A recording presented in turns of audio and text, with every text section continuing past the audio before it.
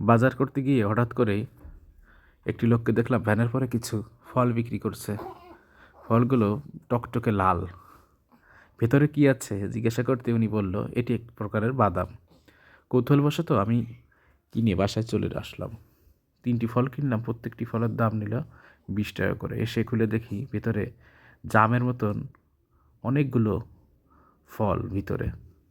একটি ফল উপরের পর্দা সরিয়ে দেখলাম ভিতরের আরও অনেক শক্ত বড় পর্দা দিয়া, এতটাই শক্ত যে হাত দিয়ে সরানো যাচ্ছিল না। তখন কামড় দিয়ে খুলে নিলাম। খোলার পর দেখি ফলের ভিতরে 2টা বাদাম সদৃশ্য বস্তু, বড় বাদামের মতন দেখতে। না জানি এর স্বাদ কেমন হবে।